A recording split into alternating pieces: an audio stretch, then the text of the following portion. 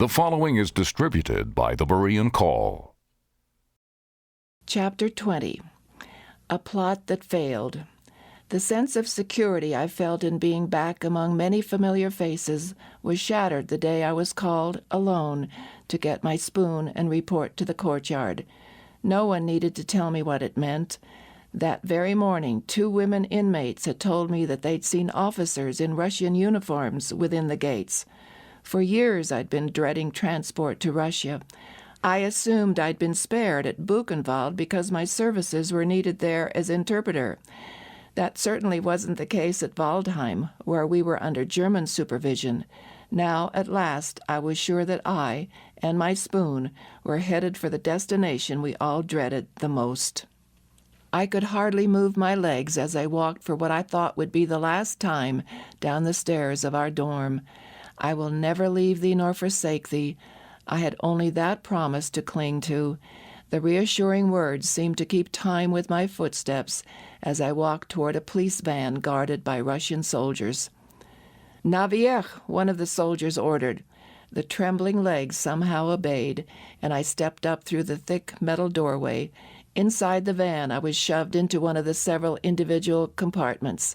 From the commotion I'd heard before my own door was slammed shut, I knew there were others like myself in the vehicle, but who they were or how many I had no idea.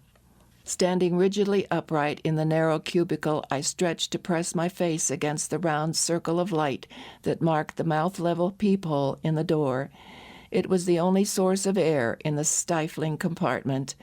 The van swayed. Other doors opened and were clanged shut. Then the muffled noises were replaced by the hum of the engine as the van slowly pulled out onto the unseen highway. It had all happened so fast. I struggled to keep upright in the jolting vehicle as I fought for each breath of stale air. All the while my imagination leaped miles beyond this present horror to the even more terrible possibilities ahead. It was impossible to think rationally. Nothing that had happened these past 8 years made sense anyway. Some died, some were freed, some found God while others lost their faith. One moment we'd been laughing as we said goodbye to our Russian guards. The next we'd been formed into ranks by East German guards.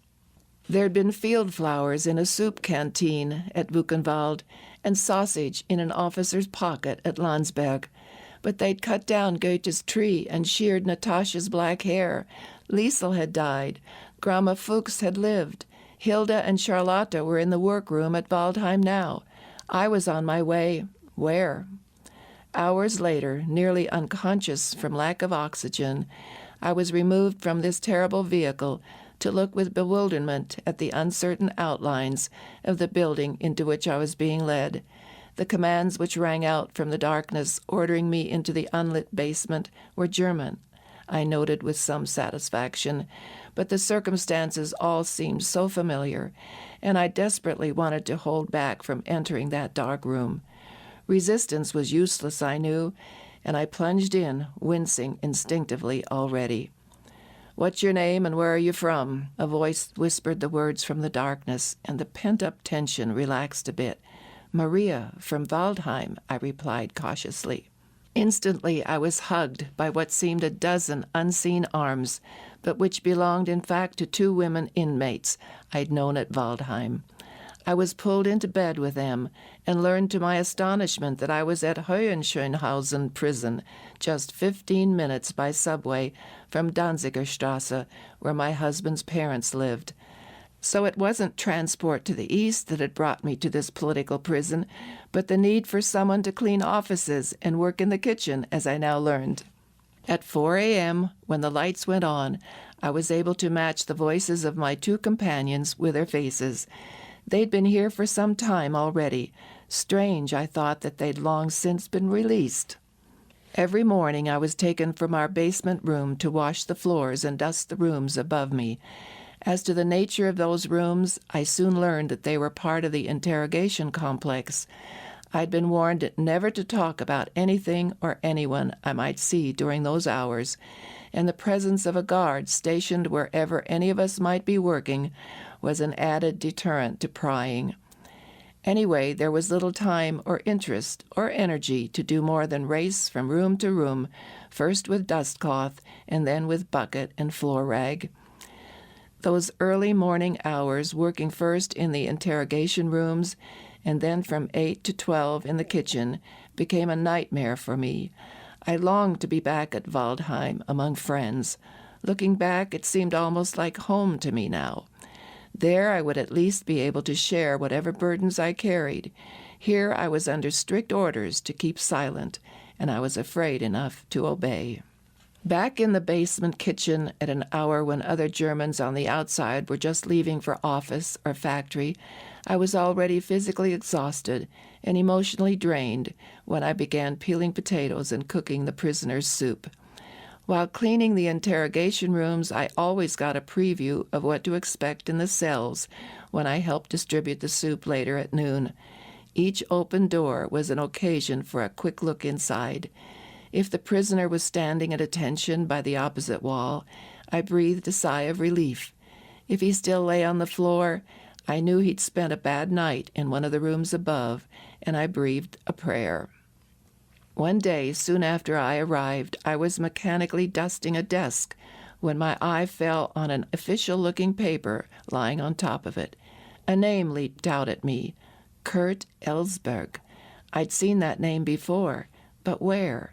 I lingered at the desk as long as I could, eyes riveted on the paper. Then, in a flash, it came to me. The Minister of Justice, the very man who had signed my sentence. They'd shown me the document afterward. It had been on a printed form and already signed before my trial. This, then, was the man who had prejudged my case, a man with the imposing title of Minister of Justice. Vaguely I wondered what the paper with this name on it signified. A further dispensation of justice, perhaps? That day, the condition of the room beyond the office revealed that it had been used the night before. There was blood on the floor, great dried pools of it. As I wiped it up, I wondered whom that blood had belonged to, and remembered that in just this way I also had been questioned. Later, as I filled a bowl and placed it back in one of the cells, I saw that there was only a slight movement from the bloody heap on the floor. Whoever this poor man was, I longed to wash his wounds or just say a comforting word, but as usual I could only offer a silent prayer to one whose pity was even greater than mine. The casual voice of the guard broke in on my thoughts. He spoke twice before what he was saying registered. Yes, that was our Minister of Justice. I couldn't possibly describe my thoughts or say whether I had any clearly defined thoughts. Again and again, throughout the remainder of the day, I remembered the amused voice of the guard, bored, indiscreet, trying to make a little conversation. That was our Minister of Justice. Something about my previous complaints concerning the work I had to do and my reaction on this particular day must have alarmed the guard. He reported me to his superior. When I appeared, the officer wanted to know why I was wasting sympathy on traitors. After all, they deserved exactly what they got. He was looking significantly at me. Perhaps, I said, but if they don't have God to turn to in their misery, I can't help feeling sorry for them. My statement must have made him think that the excessively tender-hearted prisoner standing before him might do something rash. All right, he replied warily, you will get a different assignment, and under stricter supervision, too. From then on, I had to clean the room where the guards signed in and out every morning. It was a busy place when the shifts changed, but otherwise I was alone except for the guard, who, true to the officer's word, watched my every move. In fact, he was much too attentive for comfort. If furniture needed moving, he was right at hand to help. Too heavy for you? He'd asked with a smile. Here, let me help. Then it was the radio. Do you like that kind of music, he might ask, snapping his fingers in time to the polka. At my hesitant, well, he was already switching to something else. Better? Another smile. If you know how to keep your mouth shut, I can make your stay here easier. Another smile, more dazzling yet, and more distressing. Heinz was in fact so attentive that a plan which was slowly formulating in my mind would need to be carefully executed to succeed. It had to do with an ashtray of coins on a desk and the tram to Danzigerstrasse. Those coins were tossed into the tray by the off-duty guards in exchange for a bottle of beer in the ice case. Sometimes it was quite full before it was emptied. A few coins might not be missed. The prison jacket with its incriminating green stripe could be ditched if I only knew the fare to Danzigerstrasse. "You're near the subway here, aren't you?" I asked casually, feeling as conspicuous as if I'd just announced plans to hijack a tram. "Sure, right in front. Why?" "Oh, I just wondered. I used to know this area well. I wondered if things had, changed. The fare. Let's see, it was something like..." I mentioned the sum I used to pay when going to see my in-laws. "Well, it's gone up a little, like everything. It's now 25 Pfennig. Here, let me help you move that table." When Heinz went outside for a few moments to smoke a cigarette, I picked the exact amount of change from the overflowing ashtray and slipped it into my shoe. For the second time in my life, I was a thief. I hadn't thought about the stockings I'd taken from the farmhouse bedroom for a long time. Now the two crimes seemed to add up to an enormous guilt, as under my sweating feet the coins slipped about like molten discs. Quiet footsteps approached me, and a voice whispered in my ear, "Would you like to escape?" It was too much. I almost fainted on the spot. How did he know? Was it a trap or a coincidence? A legitimate offer to help? Now those coins seemed to be eating holes through my feet. "I like you. We'd make a go of it together. I hate this place as much as you do. Look, I know the best way to get into West Berlin. Next time I'm on night duty, I'll bring you some clothes. That'll be this Saturday. Be ready." "By the way," he added before walking away, "I knew what you had in mind when you asked those questions." Red-faced, I leaned over and took the coins out of my shoe. The rest of the day passed in a daze. Twice before, I'd had similar offers and had resisted. Now, after 8 years of prison, I was ill in body and weak in faith as well. It seemed so easy, the distance to the streets outside so short. Now I had help, too. But could I accept his offer on a false promise? It almost seemed right when I thought what joy it would bring my parents and Fred. So far, I was innocent of everything I'd been accused of. Even those few coins were back in the ashtray where they belonged. But freedom, I wanted it so much. On Saturday, I dreaded every turn, expecting to come face to face with Heinz. I was so afraid I wouldn't have the courage to say no. When I did see him, it was all so ridiculously simple. His motorcycle had been stolen. It was to have been our getaway vehicle. A few days later, Heinz was transferred, and I never saw him again. In this way, God had stepped in and taken care of a temptation which, in his infinite wisdom, he knew I was too weak to handle at the time. Soon after Heinz left, I did too. Hohenschönhausen was State Prison Number 1, exclusively for political criminals of a new breed, those who opposed the new regime. There are many secrets locked behind its walls, and no doubt it was good policy to change the workforce periodically so that no one saw or heard too much. But as I dreaded coming here, I now dreaded leaving. It was a never-ending uncertainty that seemed so unbearable. No sooner had one gotten used to conditions at one place than the order came, "Report for transfer." Back into the dreadful vehicle I went to wonder for some hours as we jolted along where I would be deposited next. When the door opened, I found myself back at Waldeheim. When I fell into the arms of my friends, I couldn't help but believe I was far better off than the Minister of Justice who had sentenced me there. Though I wouldn't know to what extent until later, justice was more and more frequently catching up with those who had been dispensing their special brand of it. Those who had passed judgment on others were falling victim themselves. Being important was dangerous in those days, but who could resist its lure? December 1953. It was remembered chiefly for the puzzling letter we were ordered to write. There were the usual 15 lines, but this time the last 3 were to be left blank for further instructions. Again some trick, we whispered. Wasn't it hard enough to fill the increased quota without some restriction on this once-a-month privilege? Already we had to think hard to remember the do's and don'ts.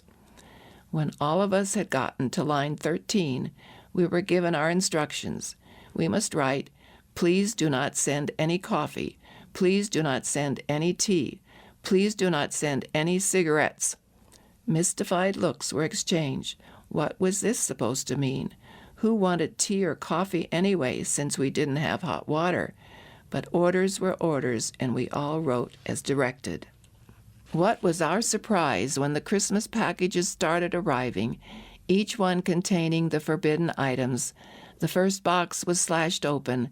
"Tea, coffee, cigarettes," shouted the indignant guard. "Out it goes." The next box was opened. "Tea, coffee, cigarettes. Do you think your relatives can force us to make exceptions just because it's Christmas? Out." Another box was slashed open. "It's a conspiracy," the guard yelled this time, and out went the tea, coffee, and cigarettes. Each box had the same items and got the same treatment until we were all in bewildered tears. At work we discussed our misfortune. How was it that all our families had misunderstood our letters? We couldn't dream up an explanation.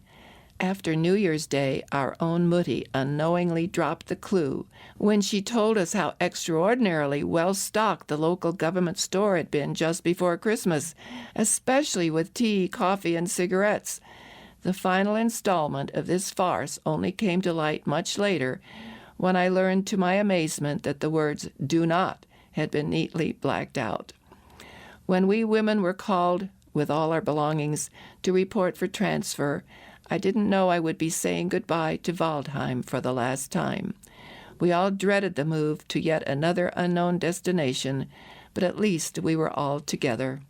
It took only a day's journey to reach our new prison.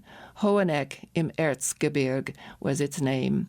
It was strictly a women's prison, where we were housed 2 or 3 together in its grim cell blocks.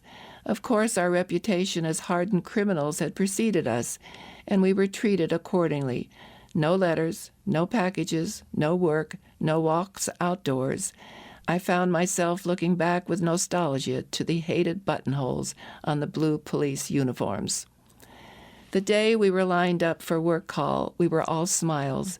A huge sewing room had been gotten ready for us, filled with the necessary equipment. Those of us who were assigned to the machines quickly discovered that they operated from a central switch, each one clattering away at the same high speed.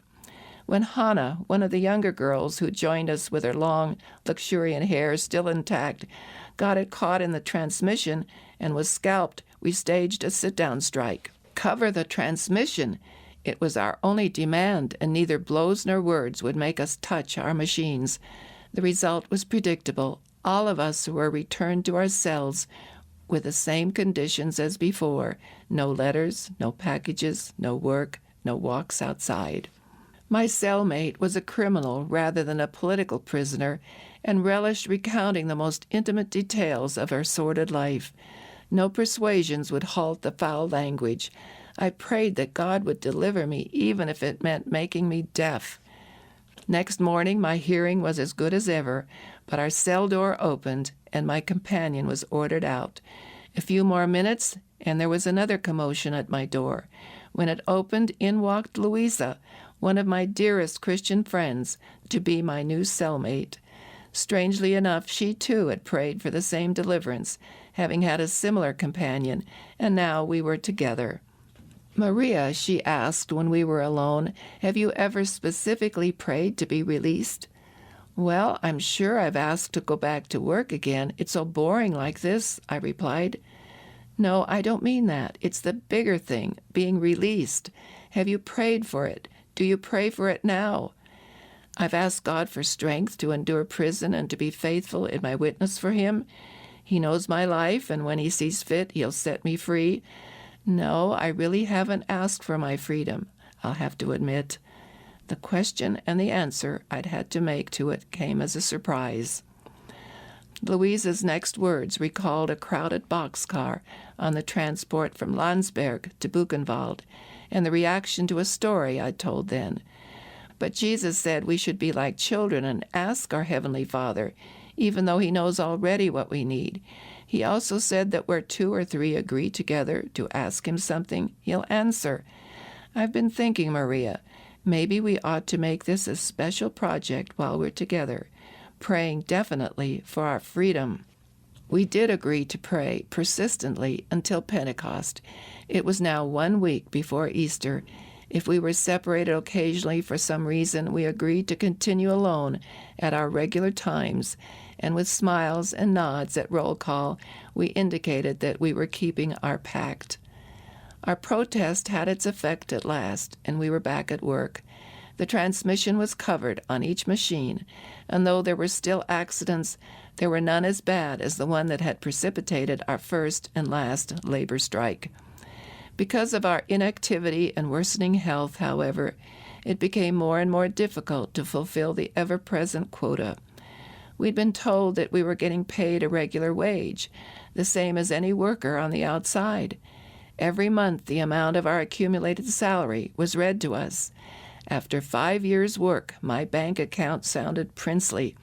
For all of us, it was an incentive to work, provided, of course, that we ever got out to spend it. Even though production lagged, we could still entertain ourselves with tales of how we'd spend our wealth.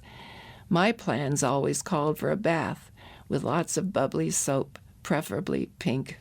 Louisa had remained as my cellmate, and our times of prayer continued. One night I woke up from a deep sleep, breathing heavily and crying. Louisa tried to comfort me. Was it a bad dream? No, nothing like that, I answered. I had a wonderful dream. Then I had to wake up here. She bent close as I told her about the Russian sergeant, the one from Buchenwald who'd always been kind and good to us. In my dream, he tapped me on the shoulder and told me that in July I would go home. Then I had waked. Strange that I should dream about him, I said.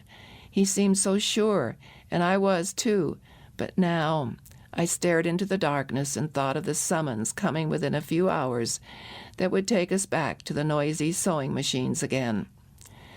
Maria, Louisa whispered beside me, we were praying, you know, but the agreement was until Pentecost. Maybe this is a reminder that we should keep it up, or maybe even that He has already heard us. Anyway, I think we should keep praying. It was June 1st, 1954.